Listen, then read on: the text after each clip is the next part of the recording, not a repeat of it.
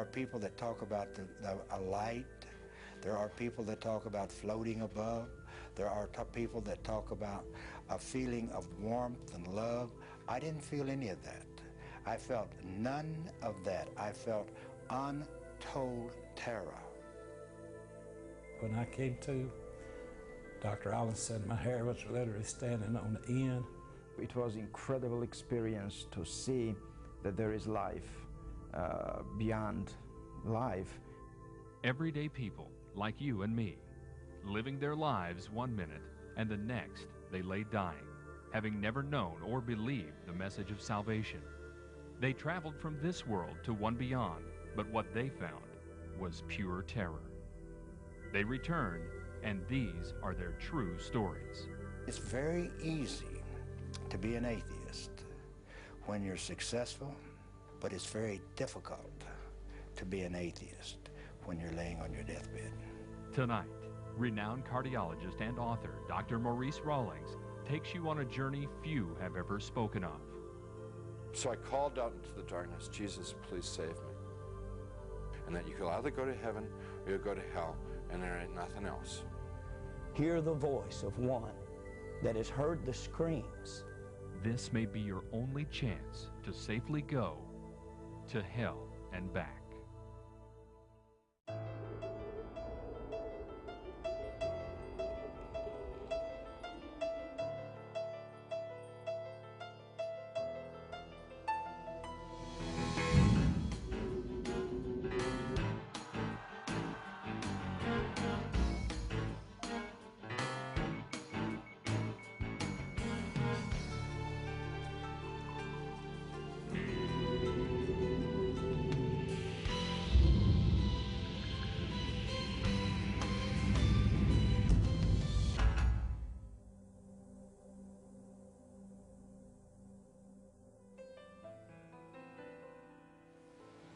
This is an experiment on life after death.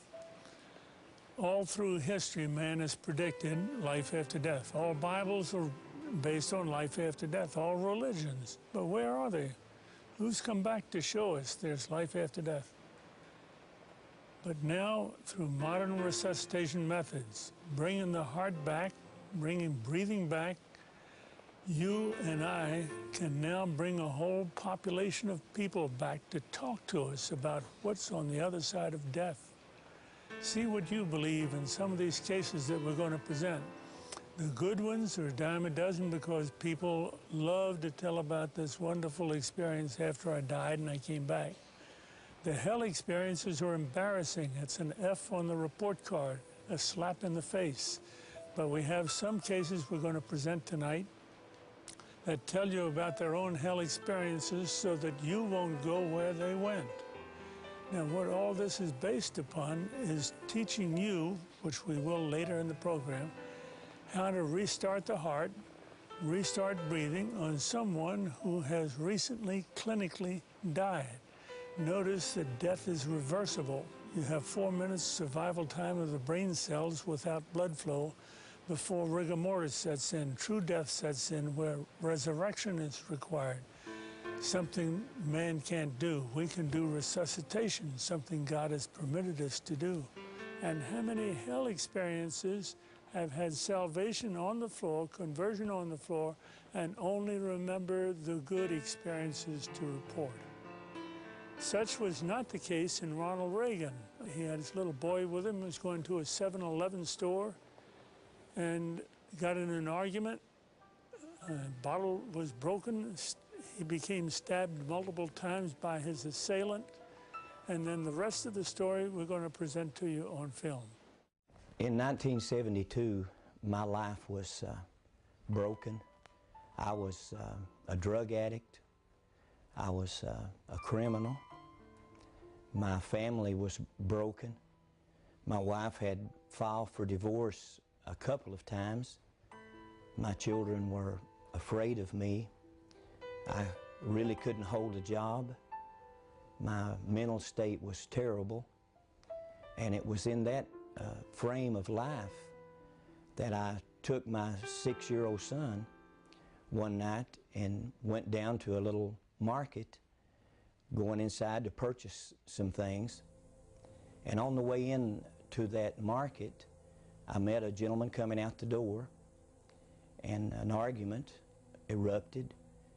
And before I knew it, I had just hit him, knocked him down, and he fell into a stack of bottles.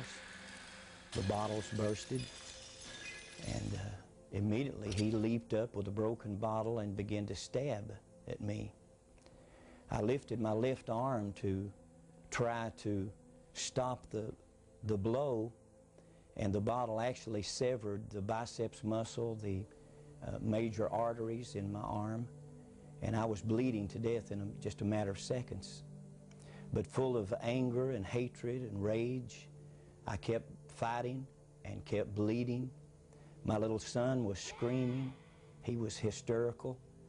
But the man that ran the store came over and said, if you don't get to a hospital, you'll bleed to death in just a few minutes.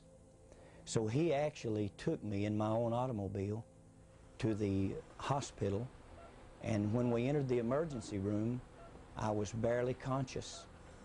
And as the medical attendants began to work on me, I could hear their voices, and I could hear them saying, "We can't help him. He'll have to be transported to another hospital. Probably will lose the arm." And as they loaded me into an ambulance, my wife had arrived by that time and got in the ambulance with me. But as they pulled out of the parking lot of that hospital, a young paramedic looked down into my face, and I could barely see him. I was so weak. But he said, "Sir, you need Jesus Christ." And I didn't know Jesus. I didn't know what he was talking about. So my reaction to that was to begin cursing. And again, he stated to me, "You need Jesus." And as he was talking to me, it appeared like the ambulance literally exploded in flames. I thought it had actually blown up. It filled with smoke, and immediately I was moving through that smoke as if through a tunnel. And after some period of time coming out of the smoke and out of the darkness, I began to hear the voices of a multitude of people screaming and groaning and crying. But as I looked down, the sensation was looking down upon a volcanic opening and seeing fire and smoke and people inside of this burning place screaming and crying. They were burning, but they weren't burning up. They weren't being consumed. And then the sensation of moving downward into this. He was thrashing, just thrashing about, you know, and moaning and groaning, and it was like there was a battle going on. I wasn't a Christian at the time, and I didn't even know anything about spiritual battles.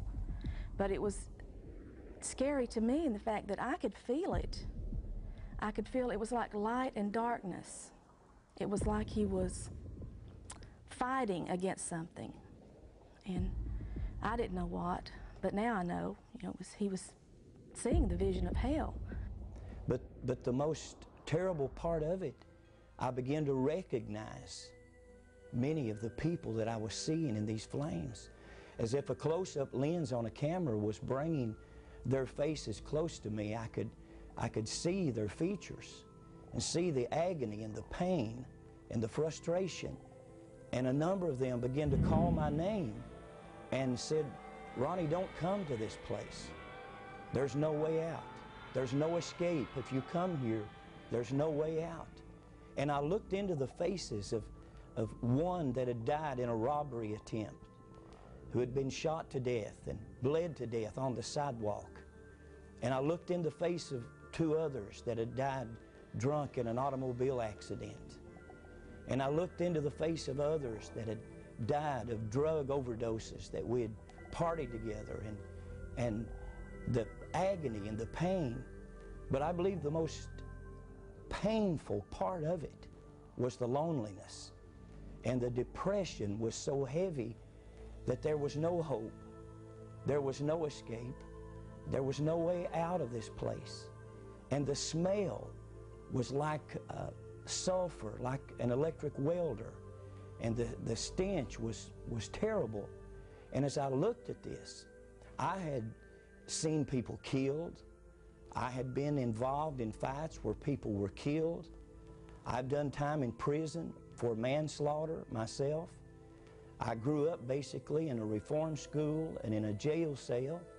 I was beat on mercifully as a child by a father that had temper problems and alcohol problems. I was a runaway at 12 years old, and I felt like there was nothing in this world that could frighten me. My life was wrecked, my marriage was wrecked, my health was wrecked, but now I'm seeing something that literally scares me to death because I don't understand it. And as I'm looking into this pit, this place of fire and screams and torment, I just fade out into blackness. And when I open my eyes, I'm in a hospital room in Knoxville, Tennessee. My wife is sitting by. There have been multiple stitches put in my body. My arm was spared. There was almost 100 stitches. And I looked in the face of my wife, and I wasn't concerned about where I was or anything around me. All I could visualize was what I had just seen. He had this funny look on his face, and it was a terrifying look. And he said, I don't really know what's happened to me, but he said, I've been in a terrible place. And I kept telling him, you're in the hospital. You've been in the hospital all along. And he kept saying, no. He said, I've been in another place. He said, I don't know exactly what it was, but he said it was terrible. It was a terrible place. I could still hear the screams. I could still smell the terrible smell. I could still feel the heat. And I could still hear the voices of people that I'd known through the years screaming for me to go back. And through the days to come, I tried every way to get that out of my mind. I tried to get drunk. I could not get drunk. I tried to get stoned. I could not get stoned. I tried everything that I could to get this off my mind, and I could not. One morning, several months later, I came home to where my wife was. I'd been trying to get drunk. I couldn't. And when I walked in the house, went back to the bedroom, the light was burning. My wife was sitting up in bed, and she had a large book open on her lap. And she looked up at me, and her face was literally shining. And she said, Ronnie, tonight I accepted the Lord Jesus Christ as my Savior. And she didn't have to say a lot to me. Our life had been filled with agony. She grew up in Chicago. Her father was a bartender on the south side of Chicago. She knew nothing about God or church or religion. And the pain in her face, the wrinkles that I'd put in her face with abuse and violence and alcoholism and drug addiction, being gone for months at a time, and her and the kids not knowing where I was. Her face had changed. The wrinkles were literally gone. The smile had replaced sorrow and agony. And she looked at me and she said, Jesus, save me tonight. And she said, would you go with me and hear about this man called Jesus? And I thought for a second, and I thought, I've tried everything else in life. Nothing has worked for me. The people that I love most of all, my wife and my children, I'm terrible to them. And I agreed to go with her. And a couple of weeks later, on a Sunday morning, a matter of fact, the date was November the 2nd, 1972, just before 12 o'clock a.m., a minister stood to read from the Bible. I was sitting in the back of the building. I didn't know anything out of the Bible. I did not know how to act in church, but the minister stood to read from the Bible, and he read from the Gospel of John, and he began to read these words that said, "Behold the Lamb of God that takes away the sin of the world." When he said the Lamb, he had my attention. It wouldn't have meant anything to me, any other passage. But when he mentioned the Lamb, he had this hard-hearted sinner's attention. Because when I was 9 years old, a very poor child in the mountains of eastern Tennessee, with a father that only knew anger and abuse and alcohol, a neighbor had given me a baby lamb. And I had to walk 2 miles to catch the school bus. And coming through her yard, she stopped me one day and said, "Son, I have a gift for you." And she showed me this baby lamb. And I took that lamb home with me. It was my friend, the only friend I felt like I had. And it was such a friend. In days and weeks to come, it followed me, and it would meet me when I got off the school bus and came walking through the woods and the fields. One evening as I came in, the lamb was missing. And I heard my father cursing and screaming, and I looked up to the side of the house, and there he was working on an old model car, changing a flat tire by hand the old way. And I tried to walk around because I didn't want to be cursed. And I tried to bypass him. And when I got on the other side of the car, I looked down, and there was my lamb with blood all over the white wool and a tar tool sticking in its body. The lamb had come around just wanting to be curious. And in a drunken fit of anger, and my father had plunged the tire iron through that lamb's body. And when I saw my lamb, my friend, dead, I began to scream as a 9-year-old child. I run into the woods screaming, "He's killed my lamb. He's killed the lamb." And at 9 years old, hatred and violence took my life, possessed my life. And from that point, I was never, ever the same. By 12 years old, I was a runaway. I was in the juvenile system, arrested time after time after time. There was no respect for authority. I hated anyone that represented authority over me. And by the time I was 15 years old, I had been in jail for car theft, for stealing, and at 15 years old, I was sentenced for manslaughter, involved in a car accident that had taken life and crippled others for life. Wondering at that time if life ever would hold anything for me. But when that minister mentioned the Lamb, he had my attention. And he said, Jesus Christ is God's Lamb. And he died and he shed his blood that whosoever will could have a new start, could be forgiven, could start over. That morning, as I stood to try to leave the building, I thought, I don't want anybody to see me cry. I've not cried since I was 9 years old.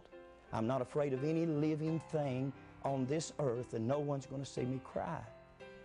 But I turned to leave, but I started down the aisle toward the front of that building. And my prayer was this. I didn't know the sinner's prayer. I didn't know the Roman road of salvation. But my prayer was this. God, if you exist, and Jesus, if you are God's Lamb, please, please kill me or cure me. I don't want to live anymore. I'm not a husband. I'm not a father. I'm no good. And at that instant, It was like the darkness and the blackness left my life, and the tears began to flow. And for the first time since I was 9 years old, the tears did run, and the guilt left my life, and the violence and the anger and the hatred left my life, and Jesus Christ became Lord and Savior of my life that morning. And since that time, I didn't know what would happen, but God healed my mind, my memory. The drug addiction, the alcoholism was instantaneously gone, delivered. And from that moment, I knew that I had to tell the story of what had happened to me. My life was only spared to tell others about the place that I had seen and the hope of Jesus Christ to save mankind from this terrible fate. Here we are again, wondering whether hell is for the bad guys or the good guys. I'd like to introduce the subjects OBE, NDE. You know what clinical death is, where heart stops, breathing stops, and we start life again, restart the breathing in the heart. They come from death back to life, a reversible situation before rigor mortis sets in. Out-of-the-body experiences and near-death experiences are entirely different. Near-death experience, I hold a gun up at you and say, give me your money. You may get scared to death, but that's a near-death experience. But you didn't come anywhere near dying. Almost near-crash auto accident. That's a near-death experience, but nothing involving stopping the heart, stopping breathing. And yet, most of the authors that write these books are including NDEs and OBEs with clinical death. We're just investigating clinical death, where people actually die and come back. Now, out-of-the-body experiences is a way to get there without dying. How'd you like to find out what death feels like without dying? Well, deep hypnosis can get you there. You see your guru over in India and learn the meditation techniques and the correct mantra. You can have chemical hypnosis. You can go scrying with your crystal ball. You can have kundalini, the electrical stimulus of the coiled snake down the base of the spine, the chakral sites, and all of the acupuncture is based upon ways of getting out of the body to experience life beyond the body, separating spirit from the body. This is the definition in the Bible, when the spirit separates from the body, but they're talking about a permanent separation, not a man-made separation. And we, in turn, are talking nothing about NDEs or OBEs. We're talking about clinical death. And this is where the great majority of the people that have true experiences occur. One of the cases we're going to show tonight is Charles McCaig, a 57-year-old mail carrier. He was having chest pain. We took him to the office, put him on a treadmill, and started the treadmill until he got his chest pain again. He was attached to an EKG. The EKG went haywire. We knew he had chest pain. Before we could stop the machine, he dropped dead. Unfortunate. Only 1 in 5,000 do that, so don't be afraid of EKG stress test. But when he dropped dead, he had a very peculiar situation. He convulsed like most people do when they first die, and the heart stops supplying blood to the brain. Eyes rolled up, sputtered, turned blue, stopped breathing.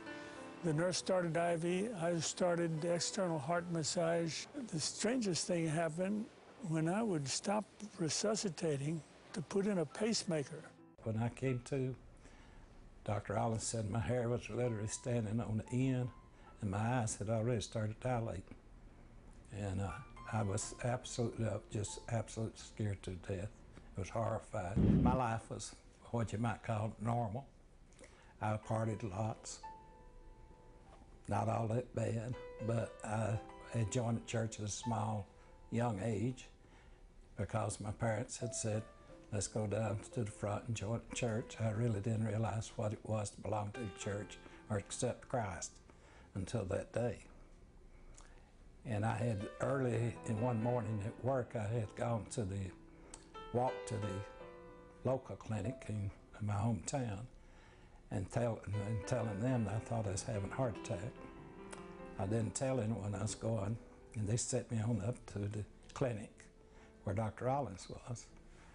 He kept me about 3 or 4 days and then gave me a stress test. On that stress test, I told the girl, Pam, that was running the stress test, that I was dying, let me off, and that's the last I remember of that. And when I came to, Dr. Rawlings was giving me CPR, and he asked me what was the matter because I was looking so scared and so forth. And I had told him I'd been to hell, I needed help. And he said, well, keep your health to yourself. I'm a doctor, I'm trying to save your life. You need a minister for that. As he was giving me CPR, he was trying to install a pacemaker with the other hand and doing it with one. I would fade out. And then he'd start again and bring me back. I watched what was going on, like some people say I was floating in the air or up on the ceiling. I was up above it and could look down and see things. And I kept asking, please help me, I don't want to go back to hell.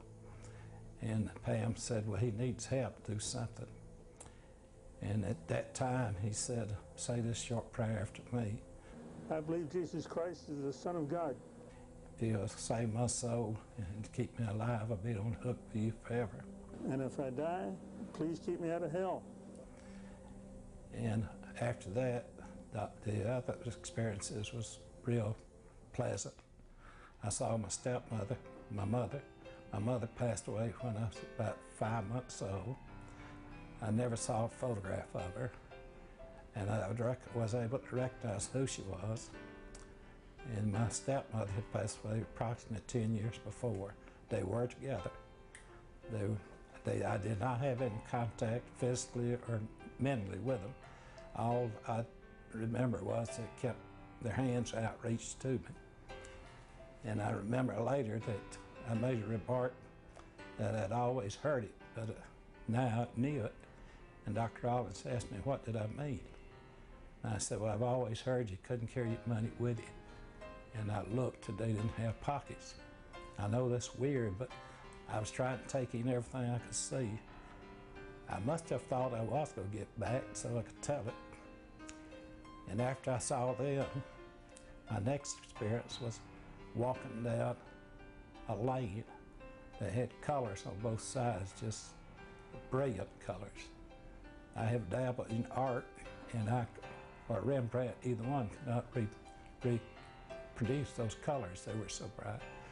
This light surrounded me, and I believe to this day that was the Holy Spirit that surrounded me and took care of me. And I've never felt so good and so safe in all my life. After all this was over, I realized what had really happened. It was a double conversion.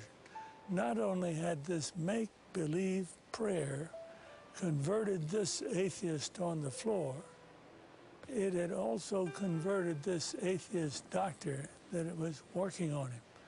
That's the only reason I can appear to you here now, to tell you that there is a life after death, and it ain't all good. Most of you viewers out there can tell the difference between simple fainting, clinical death, and biologic death. Charles McCaig, take that case for example, who was on the treadmill. I could tell that he was in clinical death. He had a startled question on his face. He was about to ask the question. He looked dumbfounded at me as he's walking on the treadmill. I noticed his heart had stopped, his breathing had stopped, but he was still walking and talking for a minute or two before no brain to the blood flow to the brain registered, and he dropped dead. He was dead and didn't even know it. I should have told him. But what did he do? As soon as we started the clinical death treatment, CPR, we started the heart up again, started breathing again, he came back. This was a case of clinical death. Now, biologic death would have occurred if 4 to 6 minutes time had intervaled between stoppage of heartbeat supplying the brain and breathing stoppage. After that, brain cells, as the most sensitive cells in the body, start dying. Rigor mortis sets in, meaning stiff as a board, and now we need the resurrection. Only God can do a resurrection. We're doing resuscitation, something we're permitted to do.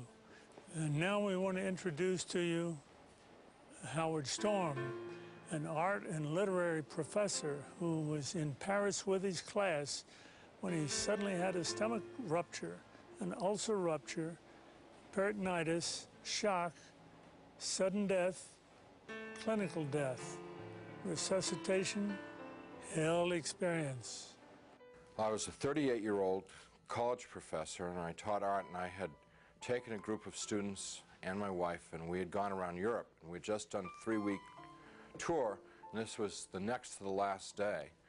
And we were in Paris, and at 11 o'clock in the morning, I had a perforation of my stomach.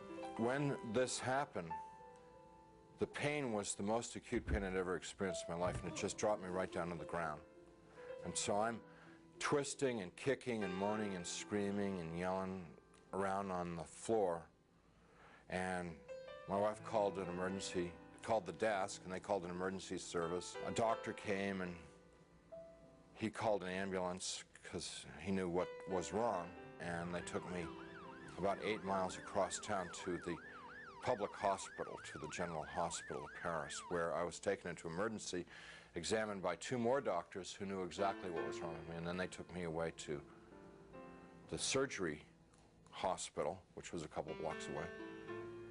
And I was parked there because there wasn't any surgeon available to do the surgery. And so there I lay for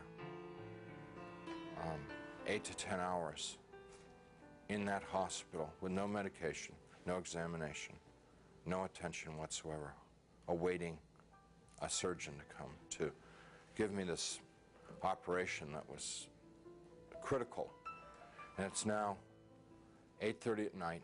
Nurse came in and said that they were very sorry they weren't able to get a doctor for me, and they'd get one the next day.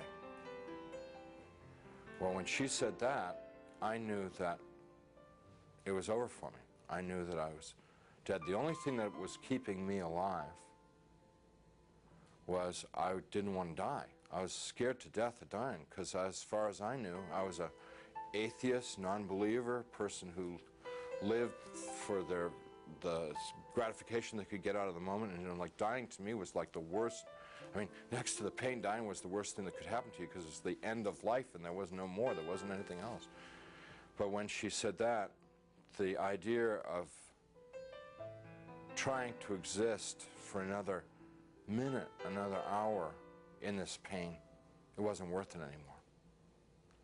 I'd been hanging on in the hopes that they told me that they'd get a doctor and do the surgery and open me up and fix the problem inside of me, but when they said they couldn't get one. So I said to my wife, it's time for us to say goodbye, because I'm going to die now. And she got up and she put her arms around me. I'm lying in the bed, and she told me how much she loved me, and I told her how much I loved her, and this makes me really sad to think about this. And we made our goodbyes, you know, said those things that you'd say to who'd been married 20 years, say all those kinds of things. I can't tell you because I'll just start crying, but she finally sat down because she knew it was over. And I knew. And it was just so hard looking at her, crying like that, and I just closed my eyes. Just let it go, and I went unconscious. I probably was unconscious for a very short while, a few minutes probably. And I was conscious again, and I looked, opened my eyes and looked, and I was standing up next to my bed. And I knew exactly where I was and what the situation was. I mean, there was no confusion in my mind. I felt more alive, more real than I've ever felt in my life. You know, people ask me, you know, were you a ghost? I was just the opposite. Very alive. as I'm looking around the room, I see that there's, underneath the sheet on the bed, there's something under the sheet, a body. And so I bent over the bed, the head was turned away from me, and I looked at the face, and it looked like me. But that wasn't possible because I was standing there. I'm alive, I'm great, you know. I mean, I'm more than great. I'm like, you know. And so I tried to talk to my wife. Can't you hear me? And, can't you hear me? you know, she couldn't hear me or see me. That's not me. But I thought What's going on that she here? just was ignoring me. So I got very angry at her for ignoring me, for not paying attention to me. And I'm screaming and yelling at her, what's going on here? Why is this body in the bed that looks like me, and how to get there and stuff like that. And I had a sneaking suspicion that the body in the bed was me, but I didn't want to think about that because that was too scary. So I'm getting really agitated and upset because this is all too weird. You know, this can't be happening. It's impossible. I've got a hospital gown on, and it's like really, everything's really real. And I hear people calling me outside the room, and they're saying to me in soft, gentle voices, Howard, you gotta come with us now. Come quickly, come out here. So I go over to the doorway of the room, and there's people out in the hallway, and they're, the hallway's dank, it's gray. It's not light or dark, it's just gray, and they're all in grayness, and they're men and women, and what they're wearing might possibly be hospital uniforms. And I asked them if they were from the doctor to take me to the operation, and I told them, I said, I'm really sick and I'm going to have an operation and I'm going to die if I don't get this operation. And I was supposed to have the operation 8 hours ago, and I'm telling them all this stuff, and they're going, well, you know, we understand. You know, you got to come with us. Howard, come out here. Howard, come quickly. Come with us. Howard, we've been waiting for you. Waiting. I left the room, which was real, clear, bright, and went into the hallway, which was dank and hazy, and followed these people. We had a very long journey. There's no time, and whenever I make a reference to time, it's just an illusion because there was no time in this place. But this journey, if I were to recreate it, I'd have to walk like from Nashville to Louisville or something to recreate the walk with these people. And as we walked, they stayed around me and kept moving me on, and it kept getting darker and darker. They were becoming more and more openly hostile to me. First they were sort of syrupy sweet to get me to go with them, and then when I was going along with them, it was like, hurry up, keep moving, you know, shut up, stop asking questions, you know, they started getting more ugly. And so we get into complete darkness, and I'm absolutely terrified. These people are very hostile, I don't know where I am. I said, I'm not going to go with you any further. They said, you're almost there.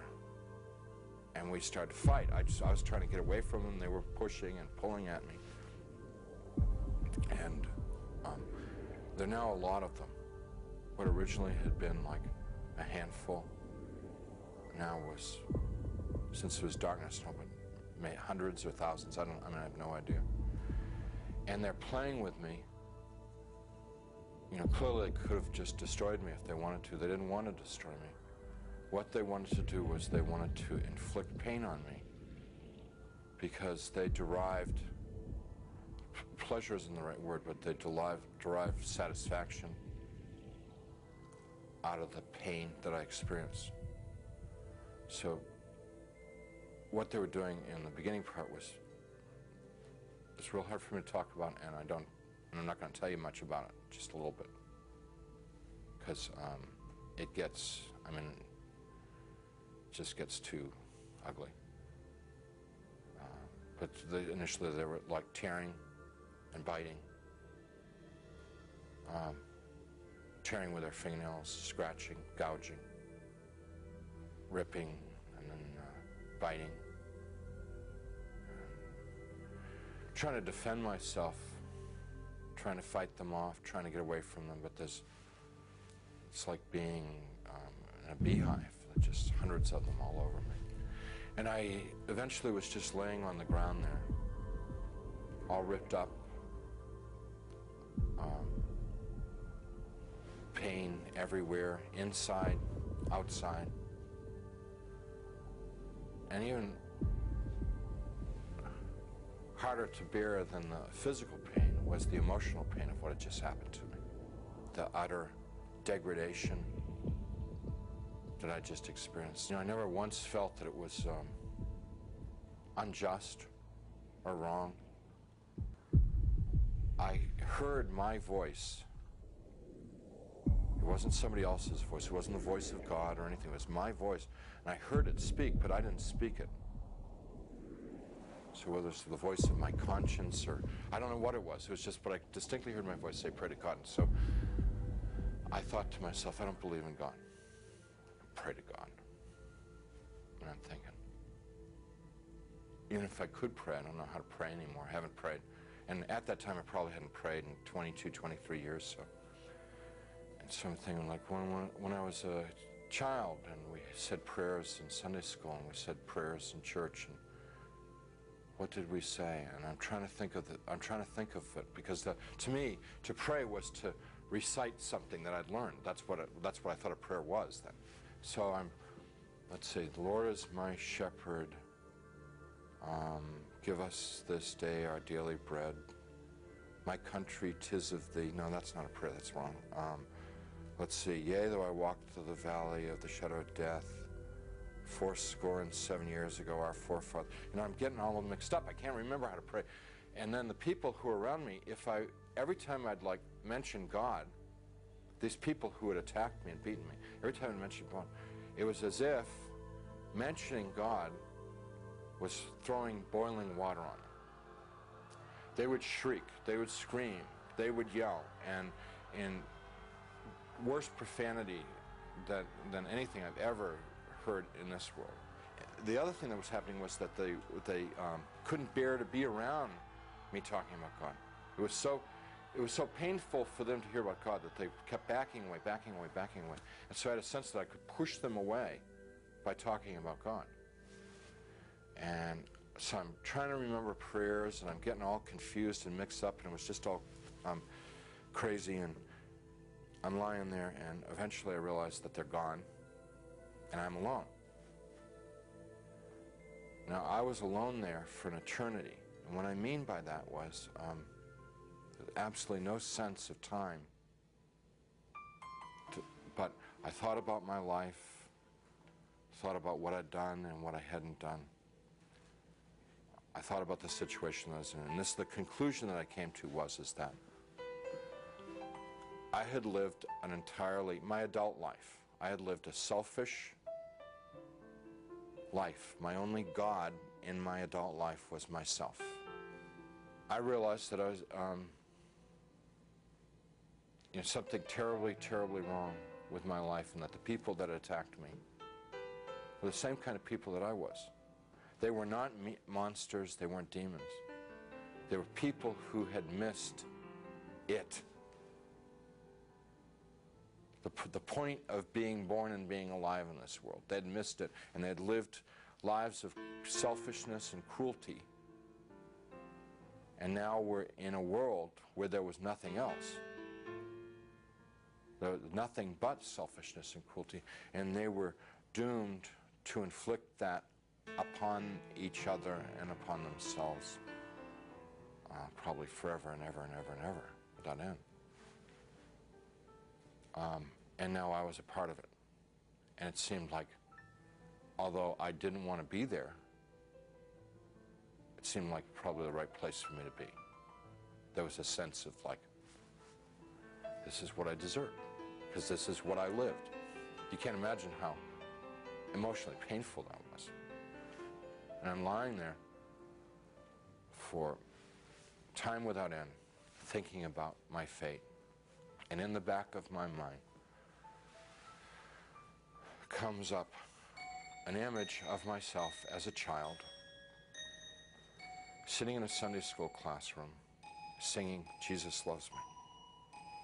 I could hear in my mind, Jesus loves me, la la la. Jesus loves me, la la. And as I recalled myself singing it and I could hear myself as a child singing it, more important than anything else was that I could feel it in my heart that there was a time in my life when I was young and innocent, when I believed in something good, when I believed in something other than myself, when I believed in someone who was all good, all powerful, who really, really cared about me. And I knew that I wanted that back, that which I had lost, that I'd thrown away, that I'd betrayed. I wanted that back. That I didn't know Jesus, but I wanted to know Jesus. I didn't know his love, but I wanted to know his love. I didn't know if he was real, but I wanted him to be real. You know, I mean, this was all just because I trusted that there was a time in my life that I had believed in something, and that I knew I had known once as a child that it was true, and I wanted to trust that it was true. So I called out into the darkness, Jesus, please save me. Please, save me. And he came. He came. First, there was a tiny little speck of light in the darkness, and it very rapidly got bright. And the light became so bright that if it were in this world, it would have consumed me. It just would have fried me to a crisp. But it wasn't at all hot or dangerous there. The light just came upon me, and he reached down. He was in this light, and he reached down out of this light and gently started to pick me up. And in his light, I could see that I was gore and filth and wounds all over, and I looked like roadkill. And he's gently putting his hands underneath me and very tenderly picking me up. And as he's touching me, everything just goes away. All the wounds, all the pain, all the dirt, it just kind of like evaporated away. And I'm like whole and healed. And inside, just filled with his love, which I wish I could be more articulate about. It's so frustrating not being able to tell people about it, because, you know, it's the best thing that ever happened to me in my life. I mean, it's like it's the everything. You know, it's the all of life is to know that love. And, you know, I get to it and I just can't describe it. I can't convey it to you.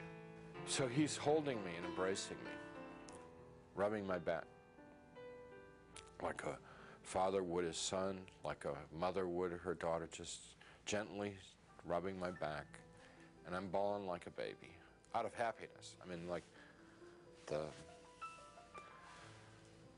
release, you know, having been lost and now been found, having been dead and now brought back to life, you know. And he's carrying me out of there.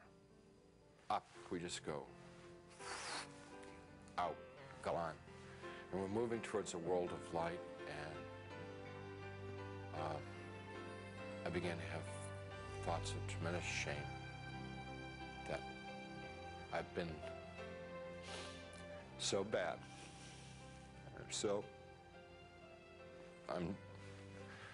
I thought of myself as dirt, garbage, filth. And I thought to myself, he's made a mistake. I don't belong here. He doesn't want me. You know, it's like the shame of, like, how could he care about me? You know, why me? I'm bad. And we stopped. We weren't in hell, we weren't in heaven. We were in between. And we stopped, and he said, we don't make mistakes. You belong here. And we began to converse, and he was talking and telling me things, and he brought over some angels, and we went over my life from beginning to end. And what they wanted to show me in my life was what I had done right and what I had done wrong. And without going through my whole life story, it was real simple, real simple. When I had been a loving, kind person, considerate of other people. It made the angels happy, it made Jesus happy, and they let me know that it made God happy. And when I had been selfish and manipulative, it made the angels unhappy, it made Jesus unhappy, and they let me know that it made God unhappy. What they were trying to convey to me, in a nutshell, was my whole purpose of my existence had been to love God, love my neighbor as myself. That's why I had been created. That's what I was in this world to do and to learn, and I had failed. They told me that I had to come back to this world, and I got real upset because I wanted to go to heaven. What they told me about heaven, it's like the most fun, most interesting. I mean, it's the most wonderful place. I mean, everybody would want to go to heaven, and I wanted to get there. And they said that I wasn't ready, I wasn't fit, that it wasn't my time to go to heaven. It was my time to come back to this world and try and live the way that God wanted me to live, the way God had created me to live in the first place. I told them, Jesus and the angels, that I couldn't live in this world without them. And I said that I would have, my heart would break to send me back to this world, because they'd be there and I'd be here. And they said to me, you don't get it? What is the matter? We were showing you all this, we would explain to you. We've always been there. We always have been there. We've always been with you all this time. And you've never been alone down there. And I said, you've got to let me know that you're around once in a while. So they said, if I prayed and confessed my sins to God, gave what I had, and what they meant by what I had was gave my worries, my cares, my hopes, my dreams, just gave it all up to God. That there would be times when they would be there, and I would know in my heart that they were there. Wouldn't necessarily see them or hear them, but I would feel the love like I'd felt it then. And I said, if you will assure me that there are times when I can know that love, I could live in this world. And I said that they would do that, and with that they sent me back. After the experience, the nurse who had been in the room a few minutes before and said they couldn't find a doctor, and they'd try and get one the next time, she came running back to the room and she said, a doctor's arrived at the hospital, which was like, this is all pretty miraculous stuff, because this is now like 9:30 at night, around 9:30 at night. She said, doctor's arrived at the hospital and we're going to have do surgery on you right away. And some orderlies and people came in and they threw my wife out of the room. And it's very disturbing because I was trying to tell them and I wanted to tell my wife what had happened to me. So when I passed my wife in the hall on the gurney on the way to the surgery, I said, everything's going to be great. And she just started bawling because she thought like that was like a dying man, you know. You know. Strange thing about the experience is the memory hasn't dulled at all. It's real intense. And I don't know, it stays intense. And I believe that one of the reasons that God gave me this experience so that I would have an opportunity to share it with someone. I don't know who, I never know who, but I would have the opportunity to share it with somebody so that it could be of help to them.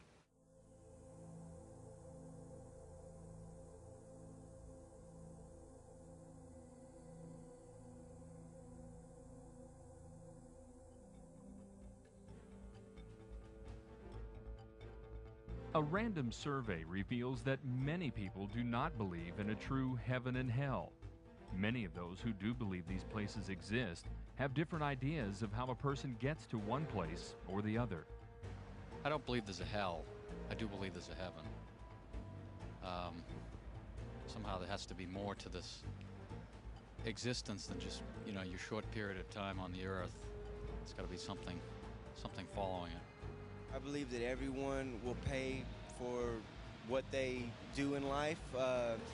I don't believe necessarily by what the Bible says about hell being a fiery inferno. I believe that hell is just your worst fears and everything that can be evil in your own perception, you pay for eternity. And I also believe that heaven is where you could live for the rest of your life in peace as long as you love God and live for God and live by His word. I do believe there is a heaven, definitely a heaven. I'm not sure so much about the hell, how you explain hell. However, yes, heaven, yes. I don't think it's necessary that you attend church to go to heaven or that you believe in the Bible, but just live a good life. I think hell is reserved for just a few really bad people, maybe somebody who might commit murder intentionally. Probably murder is about the only thing I would think you would probably end up in hell for. I'm not really sure what would define you to go to hell or why you go to heaven. I really wouldn't know. I think there's probably not either a heaven or hell, just a afterlife. I don't know exactly what it is, but I think I'm not sure what there is, but I think there's just sort of a middle, like a limbo or a purgatory where everybody goes. That's neither really comfortable or really traumatic. I believe that everybody, number one, in their own mind thinks of a heaven and hell, and heaven is what makes them the happiest, what they're looking forward to in the future, and what they strongly believe by their belief, whether it be God or some other deity or some other entity, that heaven does exist, and that's what they work for in life. My daughter is a proclaimed atheist, but somewhere in the back of her mind, she knows that there is, in her mind, what she wants out of the final lifetime. And to me, that is all it requires. A deity is not required. I believe in my kind of belief, which is more of a metaphysical belief. I believe how you feel on earth and how you view heaven, what it is, it's your own conception. So it becomes that way when you die. So if you believe that there's a God source in you and that you're basically a good person and you're a happy person, and that's what happens to you after you go. But I don't believe that you're penalized and that you go to some place full of fire if you didn't live your life the way organized religion thinks you should. Many people are trying to dilute the message of hell, the message of heaven, saying that neither of these worlds exist. Why not eat, drink, and be merry? If there is no accountability, then there is no sin. And if there's no sin, Christ died in vain. And if Christ died in vain, what do we need God for? This is the new philosophy of the New Age, that there is no hell. It is the hope of most people. There is no hell. On the other hand, people are going to visit our loved ones in the hospital with a new message of a new age that is the exact opposite. It's called the religion of NDEers, the religion of near-death experiencers. Look, I went to heaven, they tell the patient that's dying, and I saw the light, and I came back, all is well. There is no accountability, there is no hell.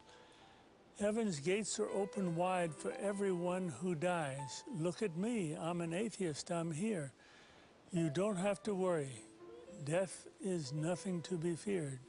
I'm going to stay with you. Your family's too afraid to stay with you while you're dying, but I'm not. Let me hold your hand. Let me tell you about this glorious thing that's coming to get you, this beautiful light at the end of the tunnel, where there is no worry, no loss, only gain. You're acceptable as you are. There is no heaven. There is no hell. It is eternity for all. And this is the new age called the Omega faith, where everybody goes to heaven. And this is the group that's coming into our hospitals now, counseling the dying instead of our church groups counseling the dying. The dying is the most neglected ministry of all ministries we have. Nobody wants it. Everybody's afraid of the dying patient. And the dying patient wants to know what dying is all about. Does it hurt? Is there life after death? Is there heaven after hell? How can I make sure that I'm going to get to heaven? And you can tell them. It's a free gift. You can tell them how to get it. But if we don't defend ourselves against the Omega faith and these people infiltrating the hospitals now with a faith that's deadly, nothing, that the world is nothing, then we're going to lose our own Christianity. The patient will die naked without any faith at all. We'd like to introduce the case of Dr. Whitaker, who's still in practice, an atheist at the time, had nothing to do with God. But there's a situation that occurred that changed his life, and we'd like you to experience it with him. It was February of 1975. At that time, I was an alcoholic out of control. I was also using recreation drugs, but primarily alcohol was my drug of choice. And I totally was out of control. And I had a lot of friends in the entertainment business, and Hoyt Axton happened to be one of them, Ringo Starr and a bunch of people. And so they were having a TV special on the West Coast. And so Hoyt had called me and asked me if I would like to go or come out. And I told him, yeah, I'd love to, because I knew there was going to be a lot of booze. I knew there was going to be partying. And while they were doing their special, I was doing my thing. And so after about 3 or 4 days out there, I became ill. And by ill, I mean I had a severe pain in my abdomen. I flew into Oklahoma City and called a senator friend of mine and told him I had to have a car because I was ill, I was sick. So they sent a car and they took me home, and I checked into the hospital at Wadley Hospital in Texarkana in February of 1975. I checked in with electrolytes, which means my potassium, my chlorides, and various chemicals were so far out of balance that they had to give me IVs to build me up. Now, at that time in my life, I was an atheist. I was a hardcore atheist and was living for myself. Atheists are self-centered, and they live for themselves. And this is where I found myself in 1975 in the hospital, and they took 3 days and then they operated me. And when they operated me, I found myself in intensive care. I woke up on a respirator, which means they were breathing for me. I couldn't speak, but I had been laying there in a coma, and I had heard these people talk about how sick I was and how I was going to die and how I wouldn't get out of the hospital. And at that time, my hair was very, very long because I just wore my hair long. And I heard one guy say, his hair is long, and another guy said, not nearly as long as it's going to be before he gets out of here. And a third voice said, he's not going to get out of here, he's going to die. And after 3 days, I could breathe on my own. And I remember my doctor, my surgeon, a guy by the name of Donald Duncan, he told me, he says, Don, if you have anything to get right, if you have anything to get signed, you get it done, because we're not sure. We're not sure how long you have. So I knew, see, I had a condition that was called acute hemorrhagic necrotic pancreatitis. You don't live with this disease. Now, you can live with pancreatitis. You can even live with acute pancreatitis. But you do not live with acute hemorrhagic necrotic pancreatitis. Duncan had told my 2 sons that I would be dead before morning. They didn't expect me to survive. And, I'm laying there. Now, I'm a professed atheist. And when I say a professed atheist, I didn't believe in God. I believed in the power of the universe because I had seen it. I'd seen it, life and death. As a physician, I dealt with life and death. I believed in something, but don't talk to me about God, and surely don't talk to me about a resurrection or a virgin birth or this type of thing, because I am in research science. PhDs in research science, the majority of them do not believe in God. They do not believe in a supreme being.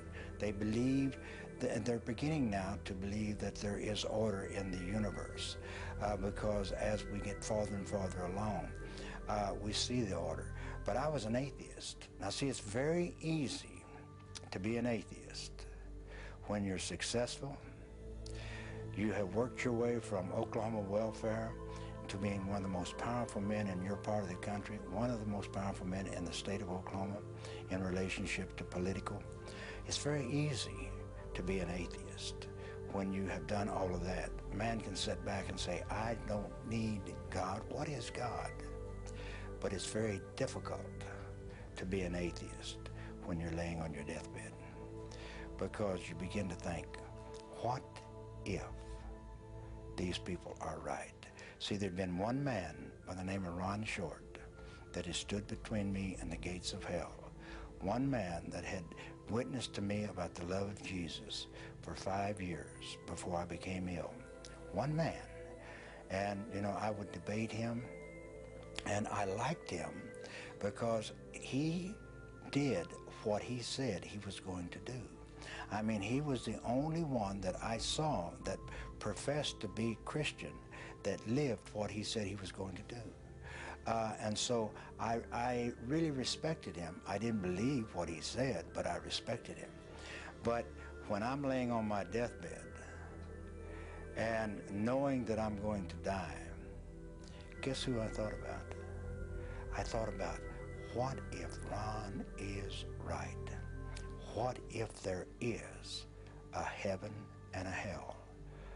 And so the most immediately, the most pressing thought in my mind is, how do I get saved? What is saved? What is saved? How do I get saved? And so I sent them for Ron Short. I wanted him to come down because I wanted him to do what he had to do. I had no idea. How can a man hanging on a tree in Israel 2,000 years ago, what is that to me?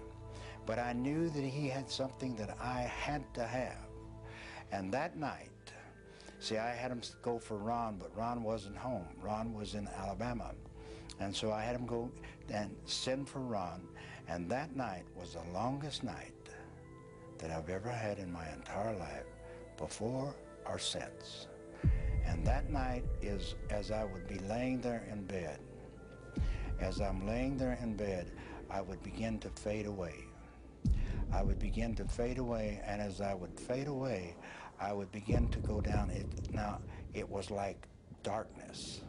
It was so dark.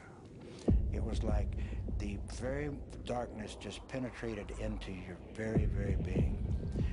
And as I left, and I can tell you I left my body because I remember when I came back into my body. You know, I don't know where I was out of my body. Now, there are people that talk about a light. There are people that talk about floating above. There are people that talk about a feeling of warmth and love. I didn't feel any of that. I felt none of that. I felt untold terror. Untold terror.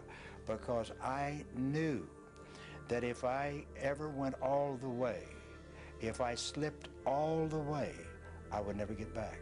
Now, in my beings of beings, I knew that. And so I fought all night long.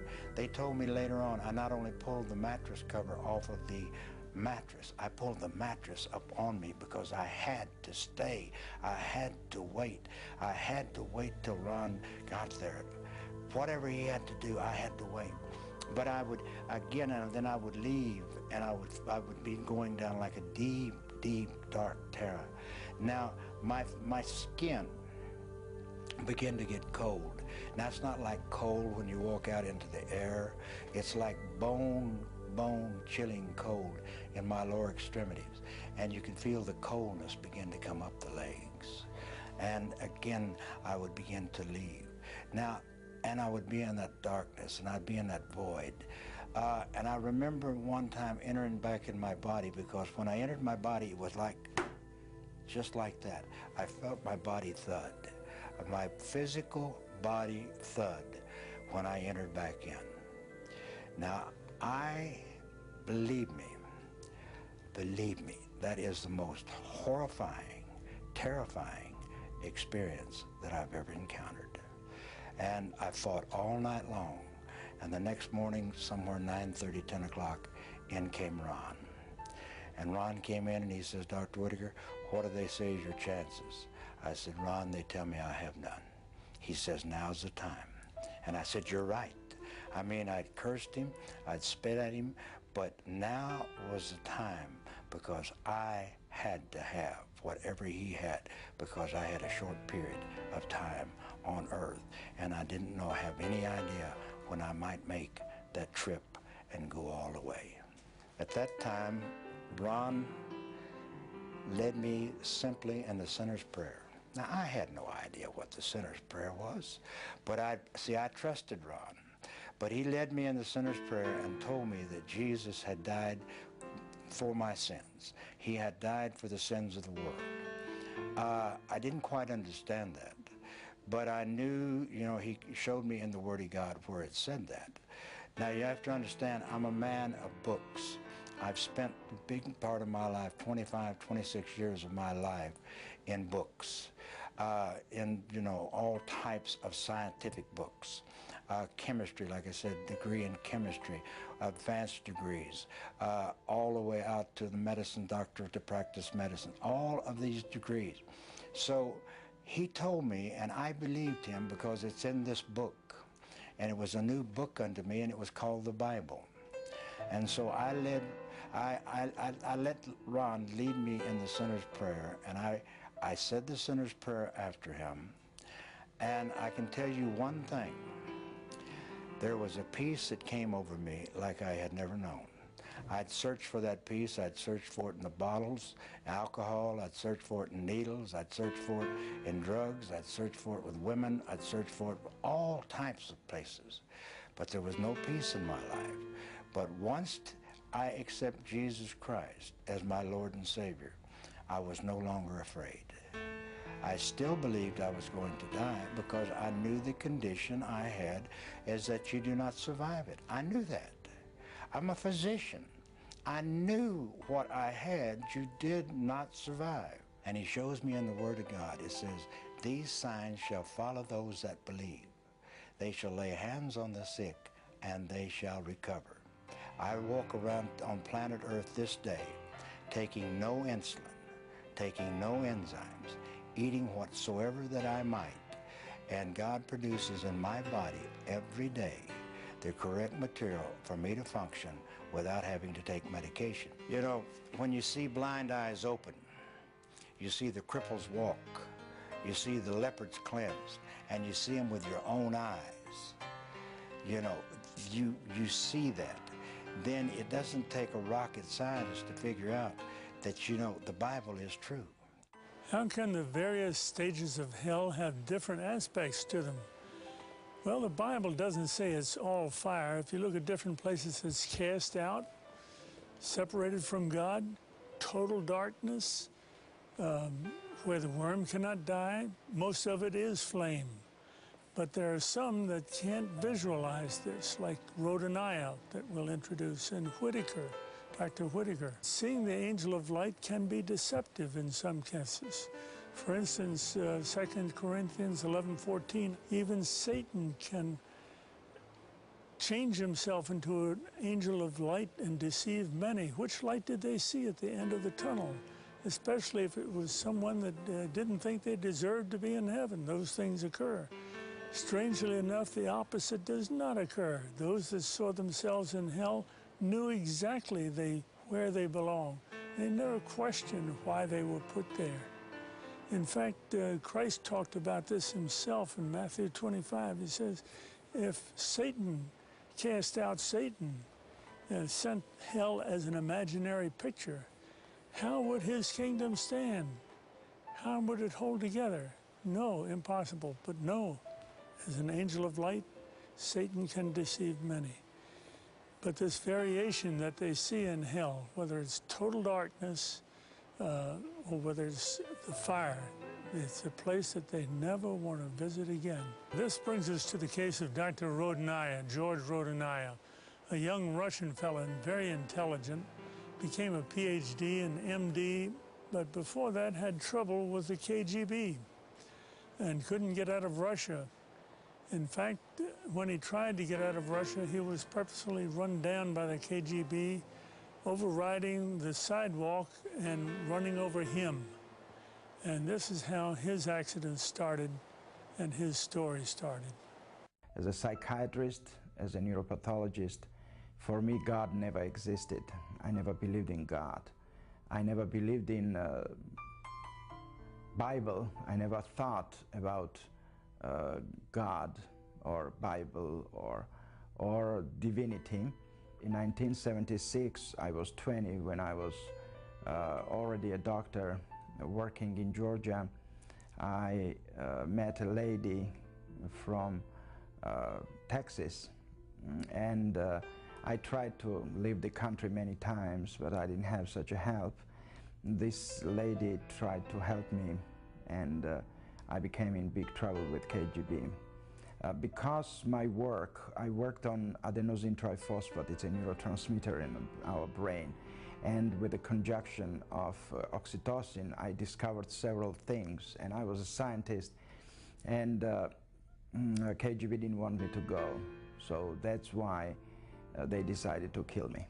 That's how I got into another dimension of my life. I was standing on the sidewalk, ready to depart to New York, waiting for a cab, when a car ran on the sidewalk and hit me. I flew 10 meters and I fell and then ran. The car runs over me. My friends and relatives took me to hospital, and the hospital staff, friends of mine, and 2 other professors constated or declared me dead. They put me in morgue in a freezer, and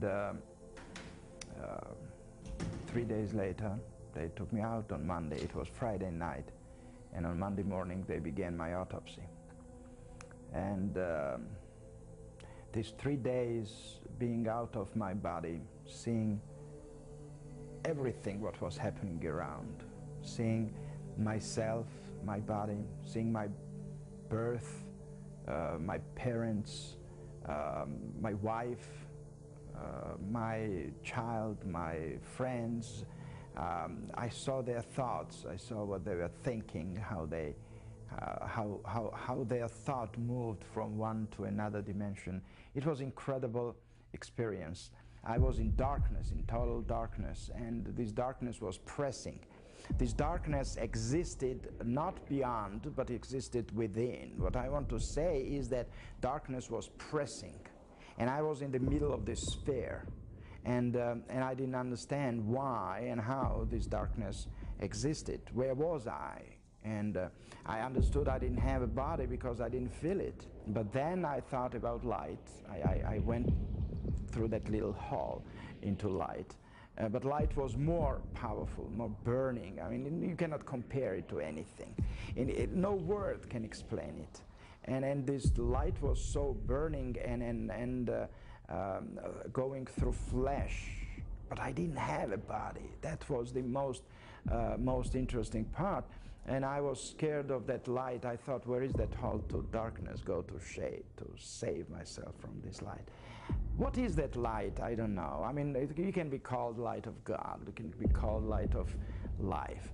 But light is light and darkness is darkness. And then, as a psychiatrist and scientist, I didn't think about that. The only thing was that I was in light. We were not raised in godly way. You know, Soviet Union, we didn't go to church. We didn't have. There were people who went, but they were some kind of limited people, we thought. I mean, we thought they didn't know better, that there is no God.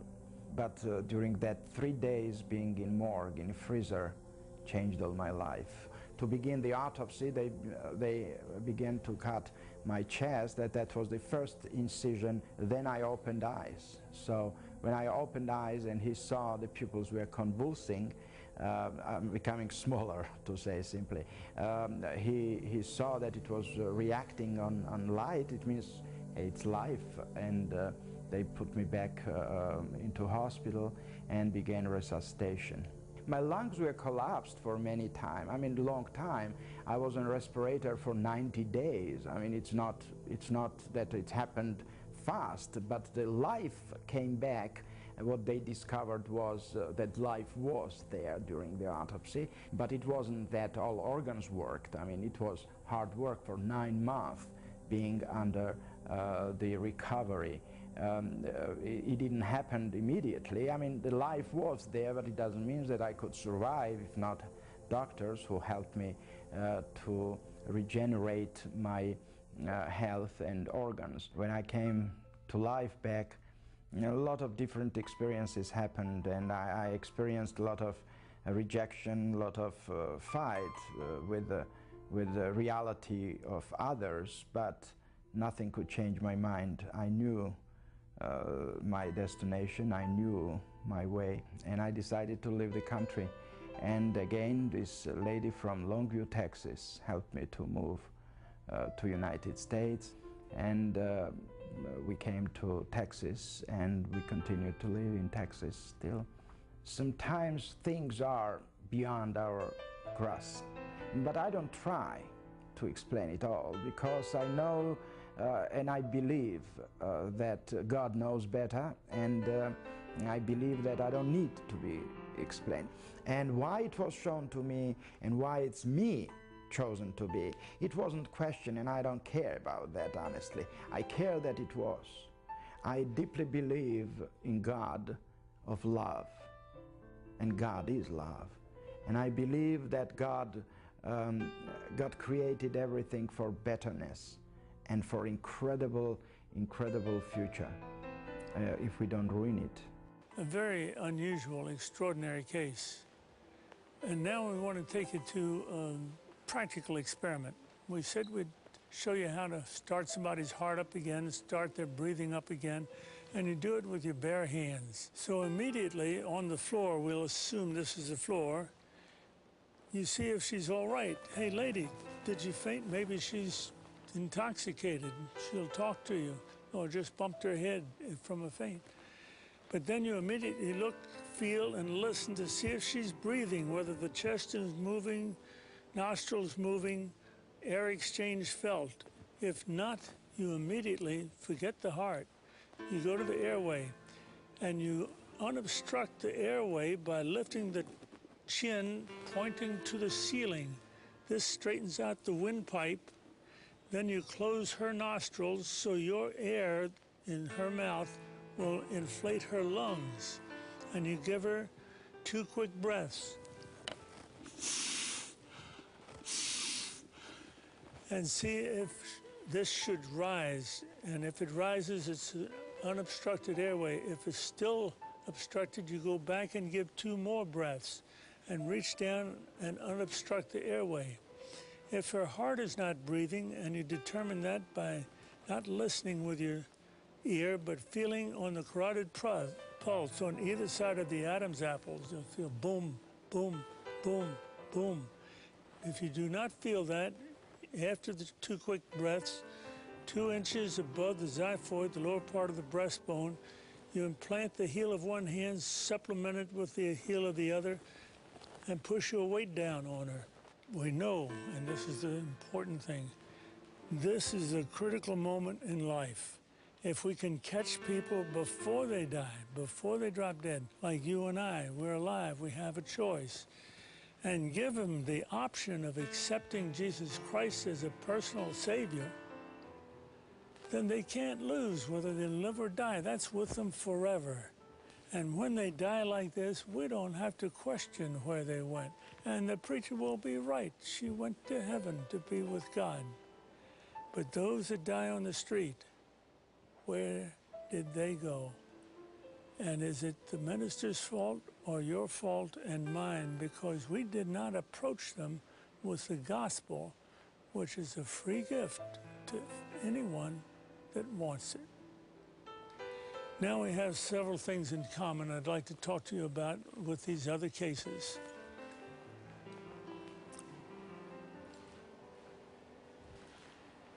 All of these hell-like cases had one thing in common. Surprise, they didn't know there was such a place. Will you find it a surprise? Will I find it a surprise?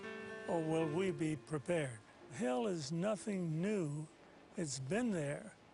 It's just something discovered by some people that died and came back, and they want to tell you about it. And I experienced what is love, what is faith, what is hope, and all these three as a wisdom of God. The prayer of faith, the prayer of salvation is not some just little prayer. It's the only way to the Father, and that's the only way.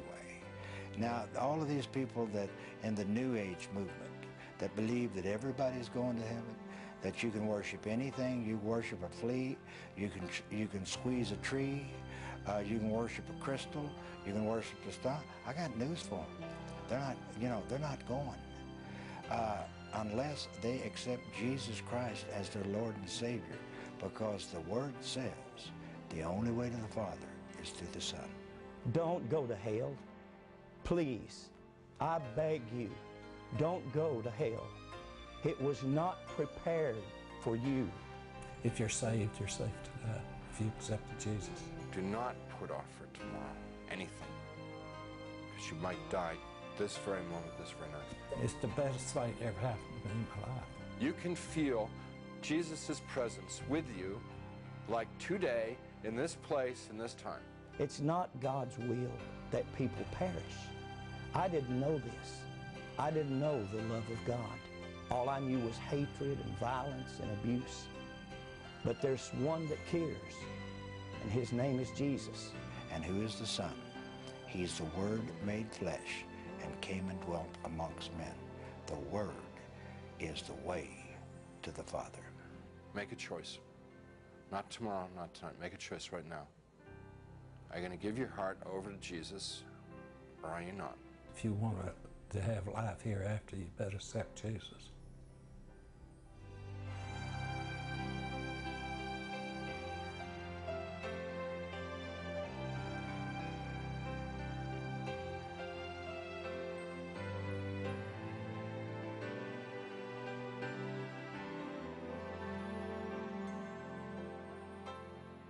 Friends, you've heard the evidence. This is as close as you're going to get to making a decision. Is there life after death? Are these people that we've presented to you turning their lives upside down because there is a heaven and there is a hell? Have you made a decision in your own life? Do you know if you die tonight, you would be with God in heaven tomorrow? If you're not sure, see the number at the bottom of your screen. We have counselors. And remember the adage from Revelations 3:15. Behold, I stand at the door and knock. God's knocking right now. If you hear me, open the door and I will come in.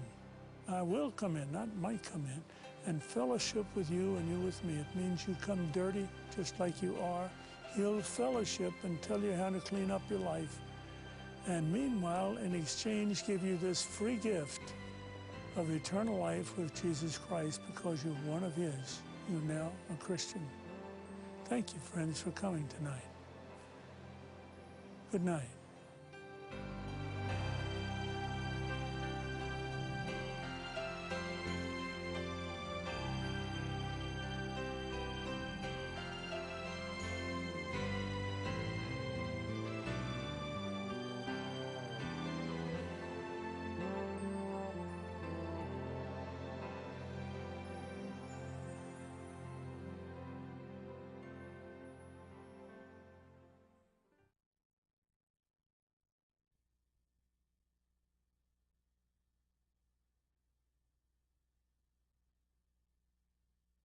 Present tonight that tell you about their own hell experiences so that you won't go where they went.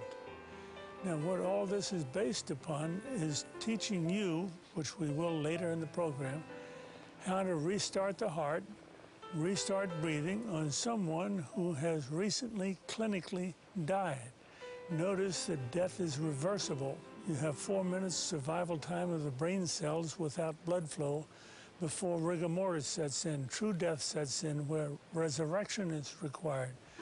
Something man can't do. We can do resuscitation, something God has permitted us to do. And how many hell experiences have had salvation on the floor, conversion on the floor, and only remember the good experiences to report. Such was not the case in Ronald Reagan. He had his little boy with him, was going to a 7-Eleven store and got in an argument. A bottle was broken. He became stabbed multiple times by his assailant. And then the rest of the story we're going to present to you on film. In 1972, my life was broken. I was a drug addict. I was a criminal.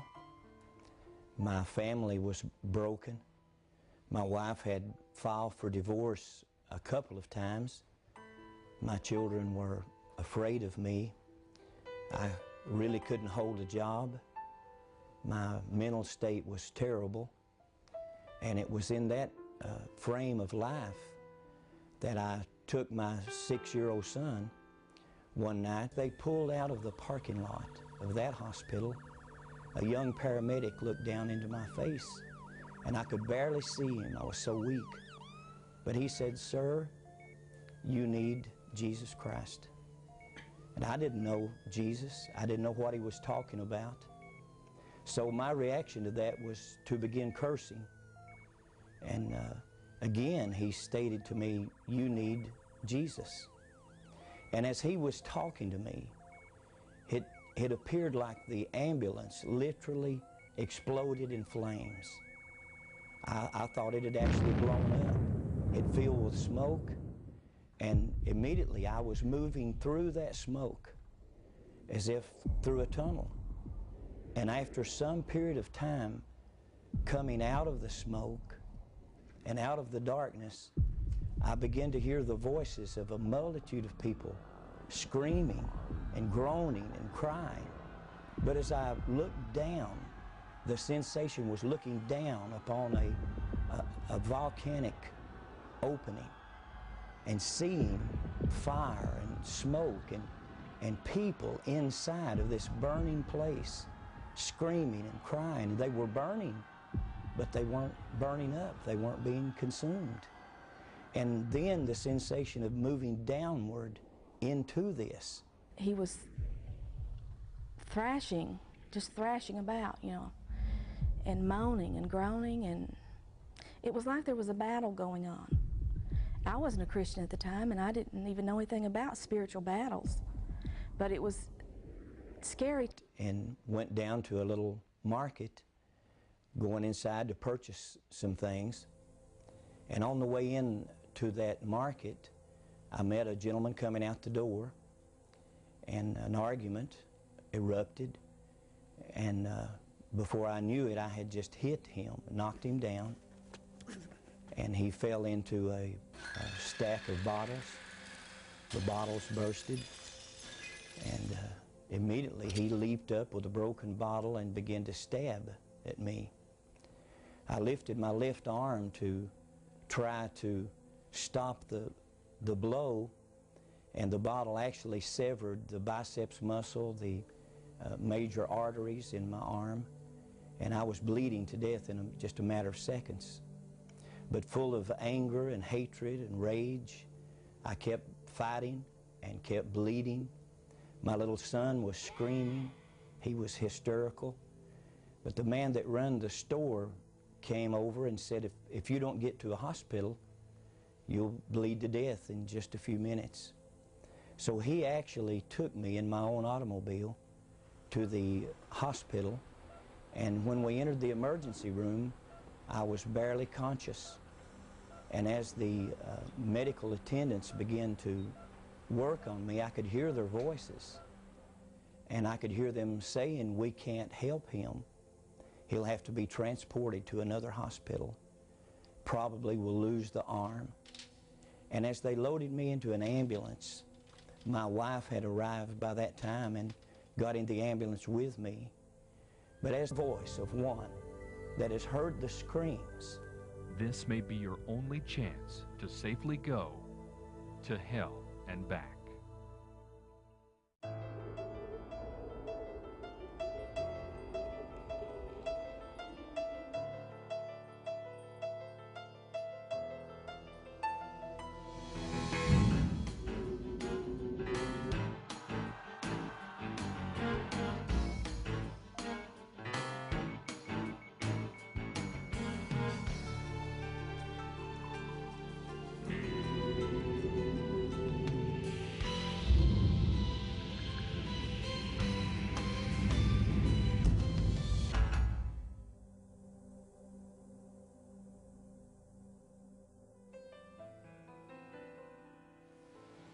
This is an experiment on life after death. All through history, man has predicted life after death. All Bibles are based on life after death, all religions. But where are they? Who's come back to show us there's life after death? But now, through modern resuscitation methods, bringing the heart back, bringing breathing back, you and I can now bring a whole population of people back to talk to us about what's on the other side of death. See what you believe in some of these cases that we're going to present. The good ones are a dime a dozen because people love to tell about this wonderful experience after I died and I came back. The hell experiences are embarrassing. It's an F on the report card, a slap in the face. But we have some cases we're going to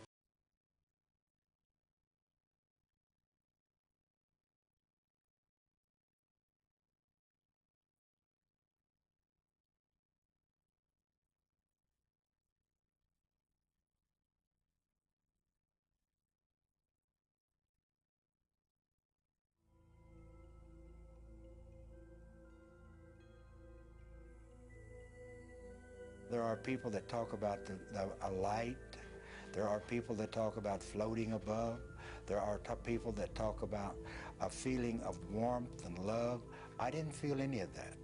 I felt none of that. I felt untold terror. When I came to, Dr. Rawlings said my hair was literally standing on the end. It was an incredible experience to see that there is life beyond life. Everyday people like you and me, living their lives one minute and the next they lay dying, having never known or believed the message of salvation. They traveled from this world to one beyond, but what they found was pure terror. They returned, and these are their true stories. It's very easy to be an atheist when you're successful, but it's very difficult to be an atheist when you're laying on your deathbed. Tonight, renowned cardiologist and author Dr. Maurice Rawlings takes you on a journey few have ever spoken of. So I called out into the darkness, Jesus, please save me. And that you could either go to heaven or you'll go to hell, and there ain't nothing else. Hear the